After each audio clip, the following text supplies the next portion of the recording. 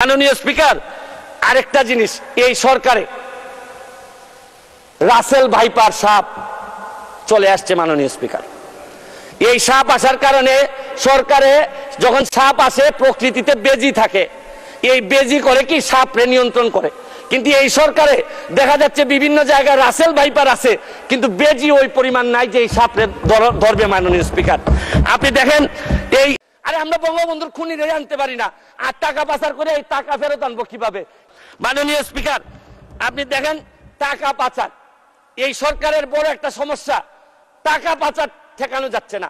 আপনি দুর্নীতি করলে তো অর্থনীতিতে নিয়ে আসা যায়, টাকা পাচার হয়ে গেলে যে দেশে যায় এই দেশের অর্থনীতির বাজেট হয়ে যায়।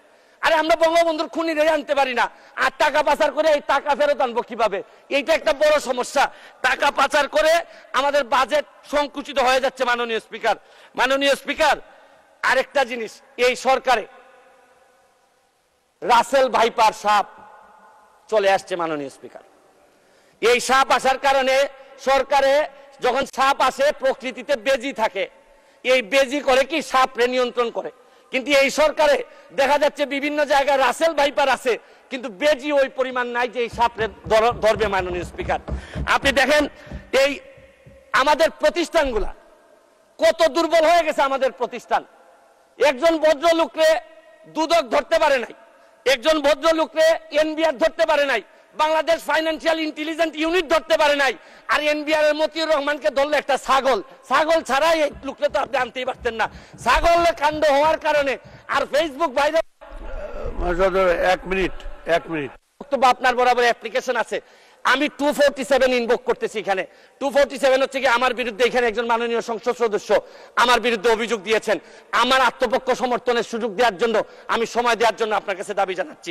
মাননীয় স্পিকার, এখন আসেন আপনারা বেনজির কাণ্ড, মাননীয় সাবেক আইজিপি উনি এত বড় হয়ে গেলেন, মন্ত্রণালয় জানলো না, মাননীয় স্বাস্থ্যমন্ত্রী জানলেন না।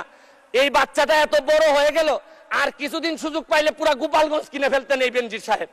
তারপরে এইটার দায় এই মন্ত্রণালয় এড়াইতে পারে না। মাননীয় স্পিকার, এখন আপনারা কালো টাকা সাদা করবেন, আমার কোনো অসুবিধা নাই। যদি মনে করেন টাকা রয়ে গেছে, কিছু টাকা জমানো বা বিভিন্ন অলস টাকা রয়ে গেছে, এটারে সাদা করবেন, কোনো অসুবিধা নাই।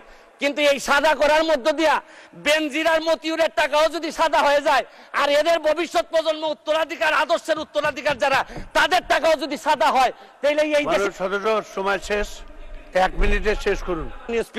মাননীয় স্পিকার, এরপরে আমি বলতে চাই, মাননীয়, আমি সিলেটের মানুষ। আমার সিলেটে আমি যখন বক্তব্য রাখতেছি লক্ষ লক্ষ মানুষ পানিবন্দী। আমি আপনার মাধ্যমে মাননীয় প্রধানমন্ত্রীর কাছে দাবি রাখতে চাই, একটা হাইড্রোলজিক্যাল একটা রিসার্চ করেন। আমাদের এই পানি আগে কখনো বন্যা হইতো না, এইরকম 22-এর বন্যা, 24-এ বন্যা, আমরা একেবারে দেবে গেছি পানির নিচে। মাননীয় স্পিকার, এইটা জানা দরকার যে আমাদের এই ভারত থেকে আসা পানি কোথায় কোথায় বাধা পড়ে, এইটা দেখতে হবে। মাননীয় স্পিকার, অনেকে সন্দেহ করে মিঠামইনের রাস্তাও আমাদের এই